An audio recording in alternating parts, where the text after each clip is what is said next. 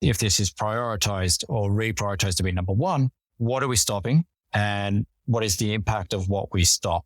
And getting the agreement on that is the crucial point. You're listening to KBKast, the cybersecurity podcast for all executives. Cutting through the jargon and hype to understand the landscape where risk and technology meet. Now, here's your host, Carissa Breen. Joining me today is Wayne Williamson, Chief Information Security Officer, Australia and New Zealand and Emerging Markets from Equifax. And today we're discussing the role of ISO in an organisation and how to manage that effectively. So Wayne, thank you so much for joining and welcome. Oh, thank you, Chris. It's a privilege to be on one of your podcasts. I've been looking forward to it. So Wayne, I've known you for a while. We used to work together in a previous life, which apparently was a decade ago, which is weird when I said to you last night, we're talking in decades now. So maybe you want to start with you now, and you've obviously got a big job, and anyone really at the executive role kind of does, right? So I'm really curious to know from your perspective, how do you sort of stay sane? How do you manage threats, stakeholders, team, etc.? Tell me it all. That's a really good question and a good one to actually start with. So how do I stay sane? I guess it's a combination of things. It's the partnerships and the connections and the team that you build, right? So knowing that I have the right people in the right roles to get the right outcomes is a good, relaxing element that you can go in and start your day with every day. When things escalate, those people know their roles inside and out. So the ability to be able to control an escalation point, to maintain a sane level of contribution to that, is paramount and testament to the people that you have in those roles as well. On the flip side of that, there's the personal side as well. It's how do I remove myself out of a situation? How do I make sure that I get the right downtime moments that clear my thoughts and allow new opportunities or new thoughts to come in that give you a different side of thinking? That could be anywhere from just taking a lot of time out, just sitting somewhere for either meditation programs or gym activities or even just family events and those things. So really breaking up and making sure that my life and what's consumed about it isn't always work, that it's compartmentalized into segments of what is and what's happening and that as well. So that's really covering the sane part. The other part of the question was really around managing threats. And again, sort of leaning back into having that good team. It's also how do we extend and build and learn with partnerships outside of our environment and Equifax. And some of that is through connections that you build. So industry connections or memberships that we have with certain bodies into government and alignment or non-government aspect as well. They feed through a lot of intel and they can generally get it through to you quite quick so you can understand and get that threat viewpoint. So there's a really good, strong connection there. It sort of does link back to, how do you stay sane in having those connections and having the bridges that enable you to build out things that determine are you and what is happening in those environments and what are people doing about things as well. Obviously, there's the internal setups that you put in place within your functions that have threat intel and those sort of elements. And then there's the processes that you build, which align into your organization to structure the threat matrix modeling that comes with it. So a lot of organizations will do risk management. One of the things that we do here is we do threat-based analysis and take those threat-based viewpoints, challenge them against the control sets that we have in place, and then really test the effectiveness of those controls against those threats. And a unique way of doing that is just by looking at recent events that have taken place and then putting those scenarios through and doing a playbook event on how would that happen within the organization as well. So that's how we sort of attract and look at those viewpoints, maintain that level of sanity as well. And it feeds quite nicely into the stakeholders part of the question. So as we can do that, we can then alert key stakeholders within our business what their portfolio looks like. And we take a key product approach. So the focus on product centricity is really important instead of just focusing on risk at the enterprise level. we take it down to the viewpoint of saying, well, here's the threat landscape. Here's what we need to do to protect it. We've ran the threat scenario-based viewpoints against this. Here's the control effectiveness, but here's some areas of concern that we may need to look at and invest in and apply additional compensating controls or other measures that come into that. So we bring the stakeholder along with that journey with us. Security isn't an owner of every aspect. And that's the other flip side of the stakeholder coin, is they have to be invested into it as well. So the product owners, they need to understand the security requirements and why security is important in their product. But equally, sales and accounts and anyone else that's moving and working and advertising and selling those products have a requirement to understand the security, because it's probably one of the first questions they get when they're out. And especially if you think from a credit providing organization, the data that we consume, security is always a topic of discussion. And then the other final part of the question around the team is really good.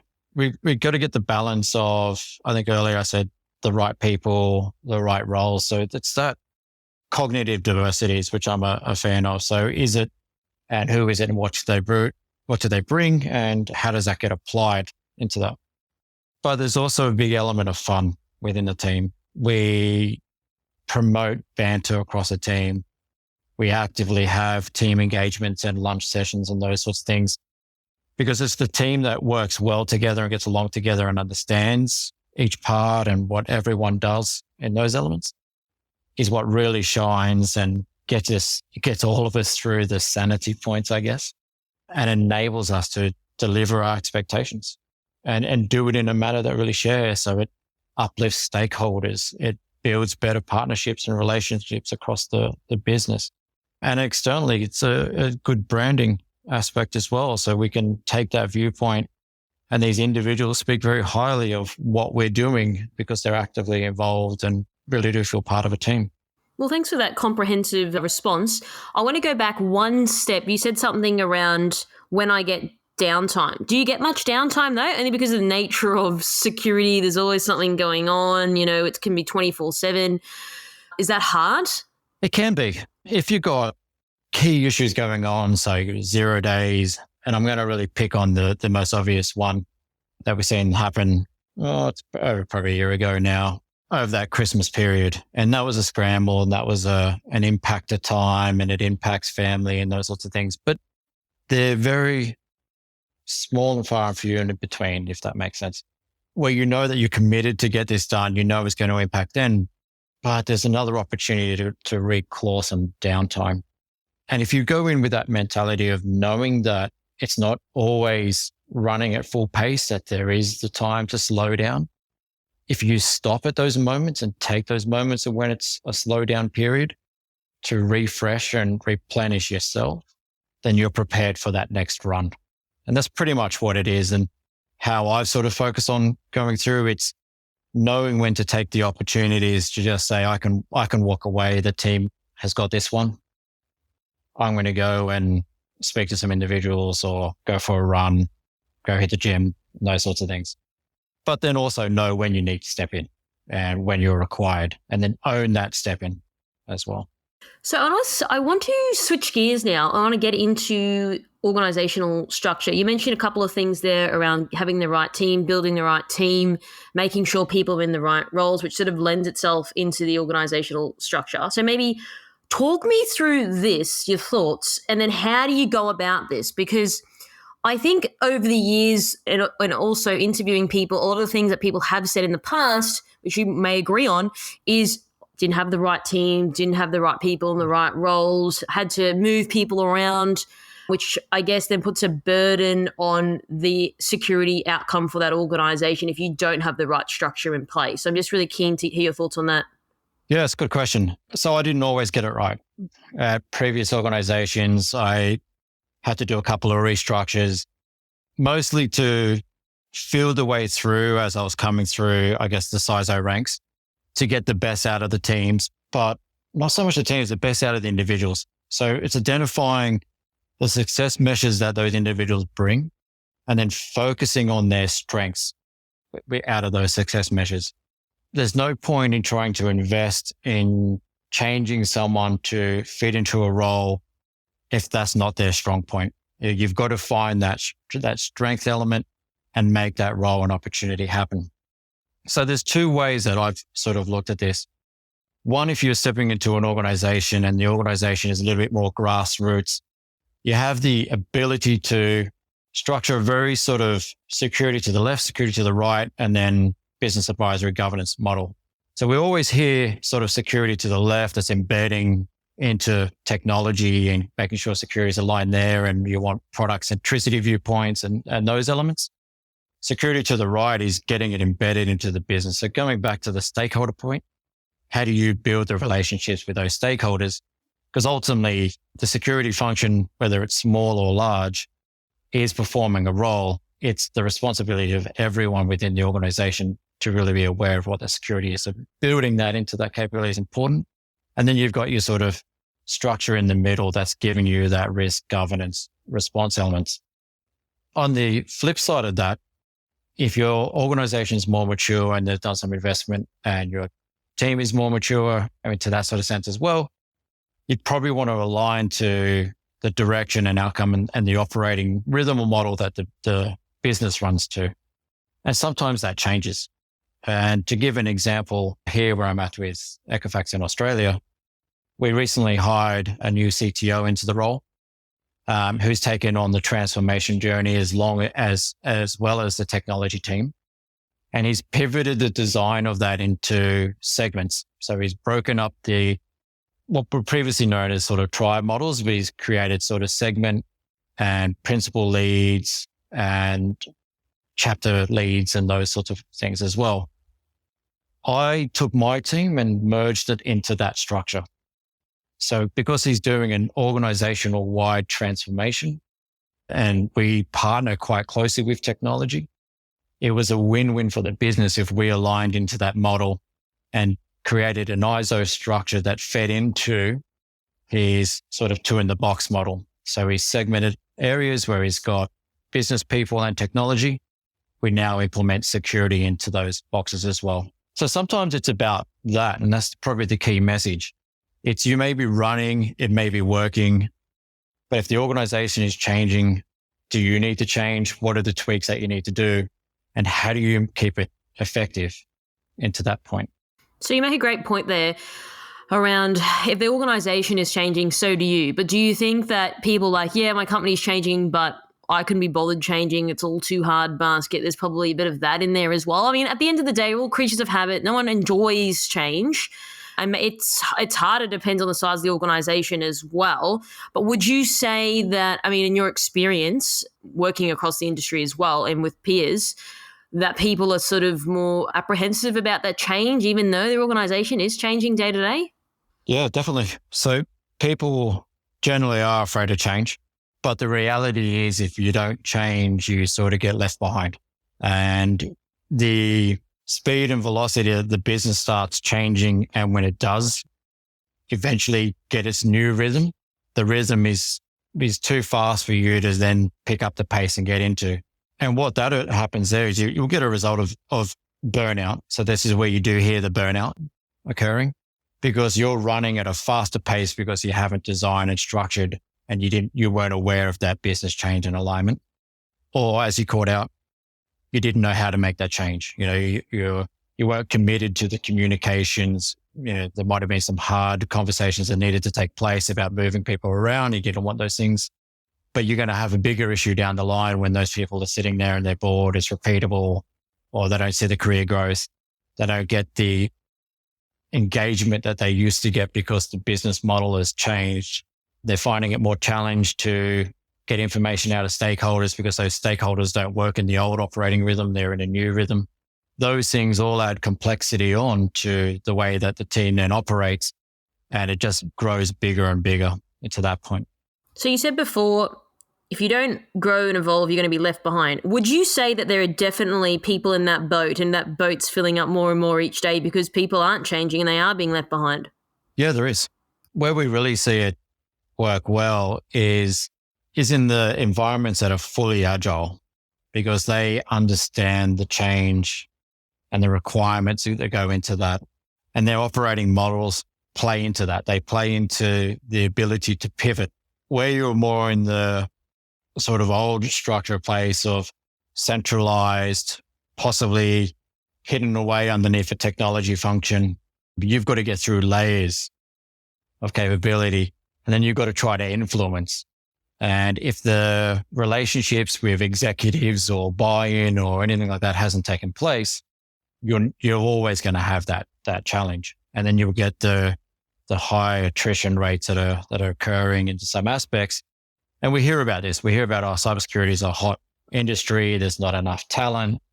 Salaries are lifting.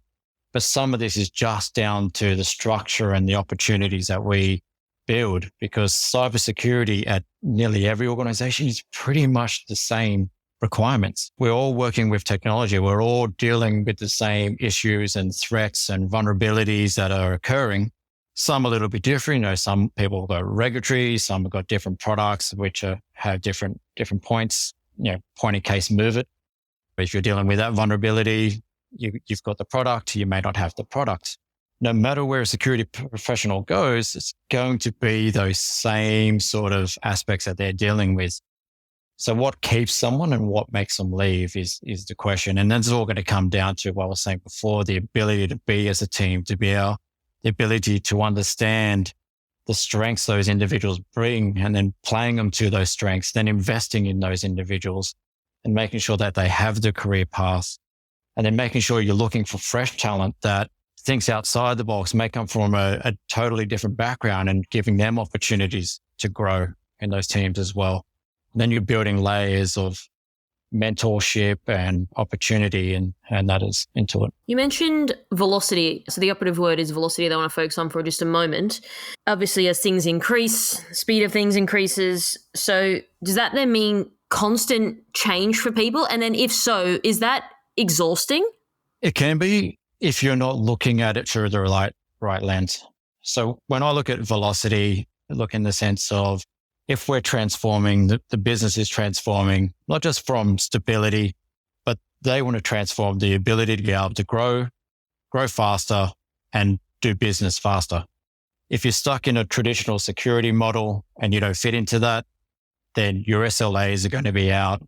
You're not going to be providing the right time frames. You're going to get caught up in that bottleneck viewpoint where you become the delay and not the enabler. And there's lots of things that you can do to be the enabler, to create the velocity, understanding the product landscape, understanding the controls, creating the right guardrails, those sorts of things. But the one thing that I really focus on here to speed it up, to sort of drill it in, is automation. So how do you look at what you're doing, what your security team is working on, and just say, we can actually automate that? And the important part of doing that is not just from the business and feeding the velocity that the business will need or does need. It's also taking away the lower end activities from the team members and allowing them to upskill, lift and move and do more on what they're interested in. And that's when you start finding you're seeing the team propelling, moving forward and driving really good, strong initiatives because they're given that opportunity to. Okay, I want to talk about security as the enabler. So we as security people see ourselves as that. But do you think the business does? Do you think people go around and say, oh, yes, Wayne Williamson seems they're definitely the enabler? Or do you sort of, maybe that's our opinion of ourselves in a company? Do you think the business, though, sees it like that? Or do they still sort of see cybersecurity people as the police? Yeah, good question. I'm going to say it depends on where your security or where your CISO sits within an organization. To be more of the police function, I'm going to probably call it in the sense that the CISO is embedded within technology. So they're really driving then a control state requirement of what you can and can't do, embedded in a technology aspect where they say security says no sort of requirement. If you've lifted that out, and I report into Jamil in the US, but I have a report line into the local MD here as well. So I sit on the LT, and technology CTO is my peer. That starts giving a different dynamic into what it is and how we start enabling, because I get to be involved in product-led conversations. I can drive what's important or what's on our tech radar and security radar into those things, I can get an immediate view if it sounds like we're going to deviate. If, for example, some organizations were looking at mergers and acquisitions, at that level, you can be engaged in those conversations and you can set the right requirements or build the right aspects that's needed. When you're a little bit out, it's always too late or at the last minute that security gets notified and then it becomes no, you can't do it that way. So it becomes that negative viewpoint that what we hear and what you're referencing to is, security said no again. It's just those structures and points that got called out, I guess.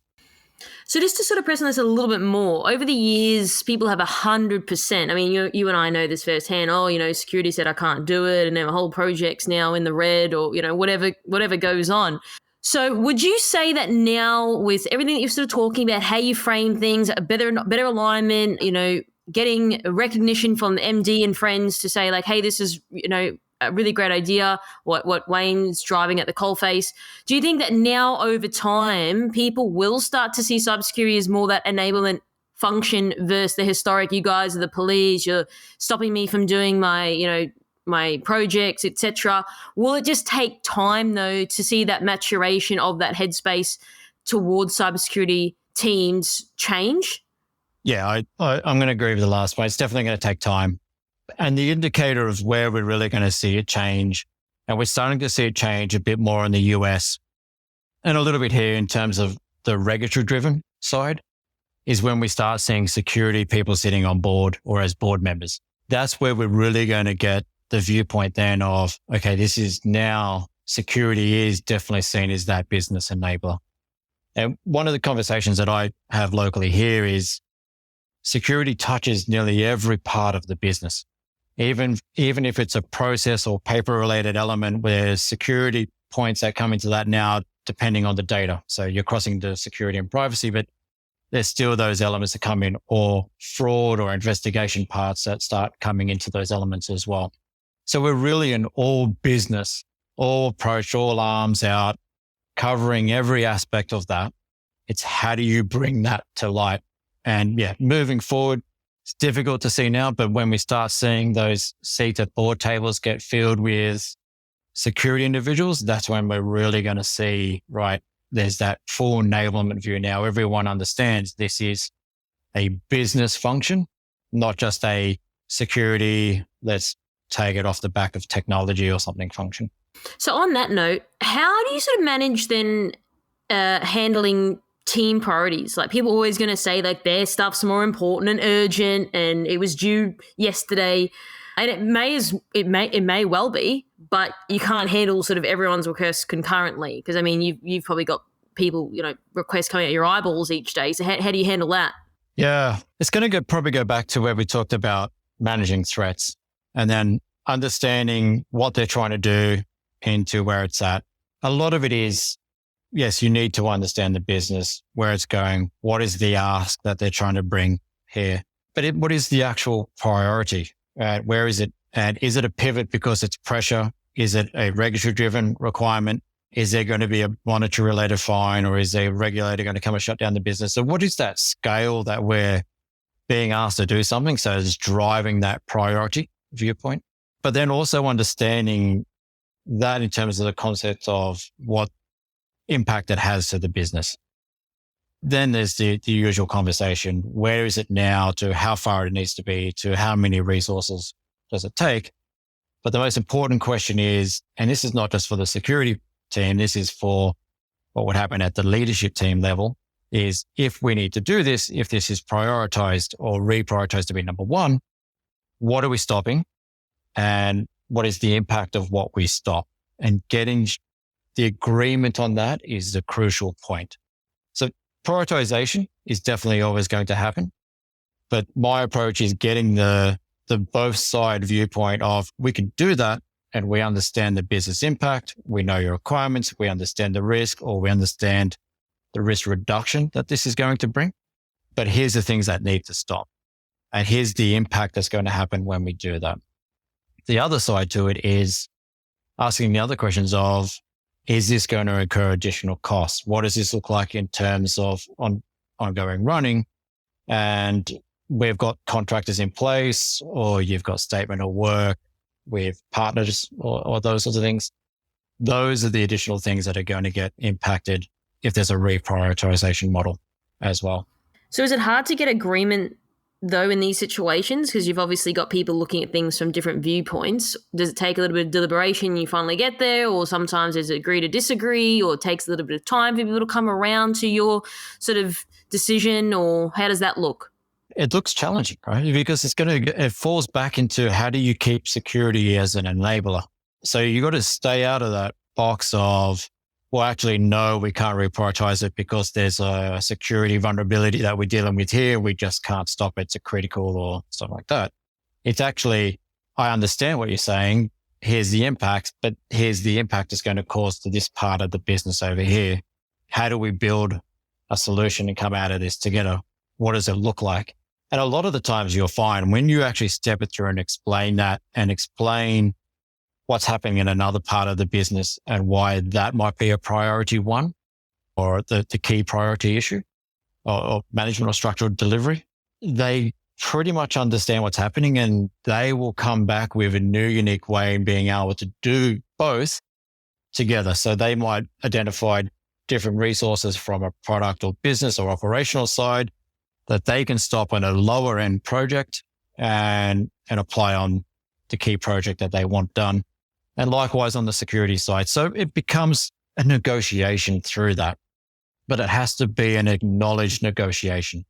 And you have to go in it knowing that, security doesn't get to say, no, security doesn't do it. Security has to constantly be that enabling point. But how do we do it and keep the momentum of everything else going and just make sure that everyone understands the journey and the right journey, and then put the right parameters and things in place. So expectation management is really high. So when you go in and you say, okay, here's the impact to the business, do you think people really get that though? Now, I ask this because in my previous experience going and explaining to the business, and people still were like, okay, we're willing to accept that risk, like no matter what. So it's like, and I felt like saying, well, did you listen to what I said? Maybe I didn't make sense. I was quite clear in what I was saying, but then it was sort of like, heard what you said, but still going to do it. Or, we're still going to forgo X, Y, or Z, or whatever the requirement is. But it's more so you've explained it, and yet people maybe it just goes by the wayside, and people just they hear what you're saying, but they don't really care. Yeah, and there's going to be variations of that. So I can speak currently now, we've got a zero appetite for being in the media about any breach or any related impact into that sense. So that will drive more of a simplistic conversation of where we don't want to be. And this is the avenue that could get us there. And this is how it's going to happen. So there's a good, strong commitment and a good, strong security culture within the organization to never get to that point. And I think that's the key thing, that security culture aspect. On the flip or other side of that is previous organizations that I worked at, and this is even abroad when I was in the UK, it could also be a monetary aspect. So where I worked at a large trading organization, we would present a risk-based view, and pretty much as you said, Carissa, they would come back and say, what would be the regulatory fine or what would be the impact of that? We accept that loss. So that becomes a little bit challenging. One of the ways that we used to deal with that was personalizing it, saying, yes, you can accept that loss, but could you accept being in the media? Could you accept your personal brand being tagged with that? So once you start making it into that personal decision and doing that, they tend to open up and have a look at it and saying, well, actually the cost of implementation or fixing that is nothing because we can recuperate it here, and here, and those sorts of elements. I've always generally seen it as bridging that gap in, there's two sides. You work for an organization, but you are a decision maker within that organization. And if it did land badly and the media was talking to you and you were identified as making that wrong decision, how does that sit? And what does that look like? And that's the way of sort of flipping some things around in different views, I guess. And so when you start explaining things like that, which makes logical sense, do you get a different answer from people typically? Yeah, you will. A lot of them, you can go two different levels. Some will go straight away, yep, I've got it. I see the investment, understand it. Can you bring me some more details? Is there something else we can do? Can we just stop doing it? There's some strategic or tactical elements that will be thrown into it. It's just depending on the person and the amount of effort and I guess the risk or portfolio that you're managing in the conversation. So what happens if someone just says flat out like, no, like I've heard you, you've explained it, you've come back to me with more artifacts and figures and numbers, but no. What do you do then? Like what happens next? Do you just accept that? And like I understand that like there's only so much you can do. That whole bring a horse to water, you can't make it drink sort of theory is coming up in my mind as I'm explaining this. But, you know, that is probably a very real case scenario for a lot of people that are listening to this podcast, a lot of people out there. They are still getting the no, irrespective of, you know, if it, you know, could land badly or it could be in the media or the breach. But what do you do? And it does happen. My advice and what we would do is document. So we would demonstrate and request a formal risk acceptance on that viewpoint. We would strongly push whoever is a business owner, product owner, wherever the risk fell into it, that we'd articulate what the risk is. We'll provide the ratings and impacts and likely outcomes. We'd demonstrate a model of what is the delivery that we need to fix or those sort of points. And if that's a no, as you're calling out, then we get them to accept that risk. What we'd normally probably do in the back end is look at other measures, go, okay, how do we do heightened level security or put additional blocks in place and those sorts of things, which we can do at our enterprise level controls. But if it's an investment into actually fixing and embedding something within the product and they don't have an appetite for doing that, that's when we really enforce that detailed risk viewpoint and acceptance. And the key point to that is it then becomes the discoverable documentation when anything happens or need to happen or gets discussed down the line. And I say when anything happens because at any point, anything can happen. And that's the point of having a resilient mindset. It can also be put in the viewpoint of how do you take that up and then deal with it at a board level or where does it sit? So getting that risk acceptance, you can then increase your overall cyber security risk posture. And then that could go to the board level or executive levels. And that's where they might say, well, what's happening now? And the appetite might change. So it's where are those things sitting within the appetite thresholds of the organization?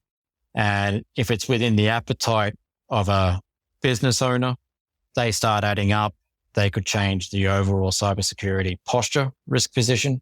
And then you've got to have some conversation level at the board or executive level. I just want to ask one more question before we move on. So you're saying, example, you take some product owner, we'll call them Jeff. Jeff is like, no, not doing it. No matter what, you've done, you know, so many different strategies to try to, you know, see eye to eye or for Jeff to see eye to eye with you, for example, and then just say something happens bad. So you're saying that because Jeff didn't want to make changes as product owner, they're the reason for the whole house of cards falling over. I mean, potentially, if you were to draw it back to that person, though, in terms of attribution, that they, like, if something were to happen and it was linked to that for that product owner in their area or whatever you want to call it, do you still think, though, that person sort of is the sole responsibility for this whole issue?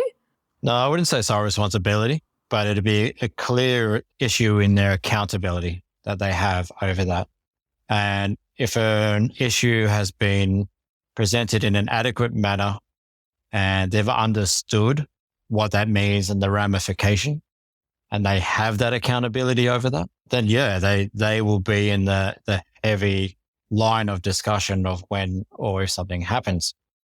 But outside of that, there's still the support mechanisms. And that's why I said it's from a security point, it shouldn't just stop there and sit there. It's got to go into a risk-based view. And this is where the internal partnerships with your corporate compliance and risk functions are important, because you've got to be able to feed into them that there's an emerging risk or the risk landscape is changing and this is why it's changing.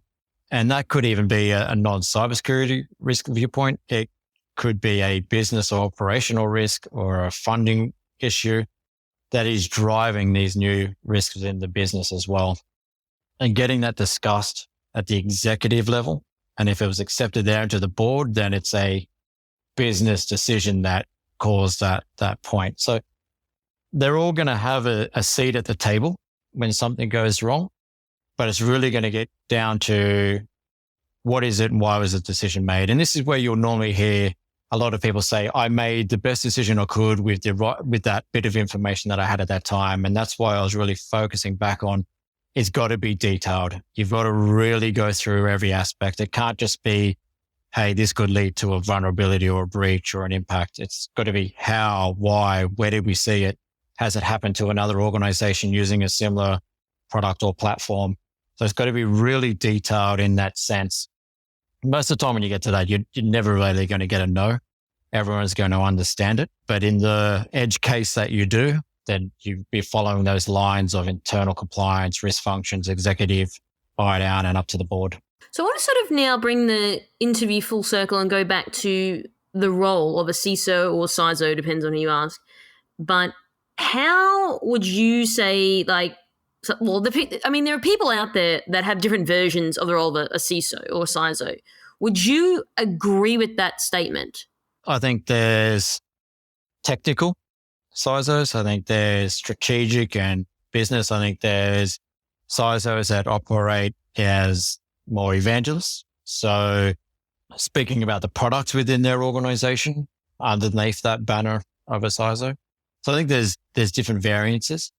But my concern more about that point would probably be what we're seeing happen in the job market. So you can pretty much look in a job advertising platform, you'll see a CISO role, and you look at it, you can understand the structure of it is really an information security manager level role. So they're doing everything, but they're not really the decision makers. They're not really holding that accountability. That accountability and responsibility is sitting elsewhere. But what's happening is these roles are coming out and they're getting branded with CISO titles. And this is now the linkage points of where we hear the bigger articles of CISO burnout and all those sorts of points. Because the role variation of a CISO is just massive. And it's also industry dependent as well. Yeah, you absolutely are right. And I know that, people are very particular about their title. That's absolutely fine. So it's just more so because I speak to people at length and there are different versions of what a CISO does day to day versus, other people's interpretations of that. So I just, wanted to hear your thoughts because you are one. So is there anything specific, Wayne, you'd like to leave our audience with today? I'd probably like to leave one thing is in our roles as CISOs, how do we break the normality? How do we look to shape the future of what we need? And I think that's the key point I want to talk about. And it probably goes back to a lot of things where I was mentioning in about emerging, not being afraid of change, shift towards your business, align into those sorts of points. But it's the key thing of what does the CISO role look like and what does it look like in the future and how could we help shape that future? And I think that's a really good question that we all need to look and ask ourselves in. And it's not just about talking about industry talent and bringing junior people in to fulfill senior roles in that as well. It's really driving transparency measures across working in a more collaborative manner. We shouldn't be sidelining vendors and letting vendors only have vendor conversations and CISOs only having CISOs. That we should see a mixed world of where everyone's being able to communicate in the greater good to shape the outcomes of what we're all dealing with, which is pretty much the same thing of vulnerabilities and threats within our landscape and protecting our customers, consumers, and employees and colleagues. There's also the advantage of what does it look like in terms of using AI and where is our future going into that mechanism as well. Well, that's music to my ears because I'm all about breaking normality. So thanks so much for your time, Wayne. It's been an absolute pleasure having you on the show finally and to hear your thoughts and your insights. So thank you so much for taking time out of your busy schedule and chatting with the audience today. Excellent. Thank you, Carissa. It's been great and I really appreciate your time. Thanks for tuning in. We hope that you found today's episode useful and you took away a few key points. Don't forget to subscribe to our podcast to get our latest episodes. This podcast is brought to you by MercSec, the specialists in security, search, and recruitment solutions. Visit mercsec.com to connect today. If you'd like to find out how KBI can help grow your cyber business, then please head over to kbi.digital. This podcast was brought to you by KBI.media, the voice of cyber.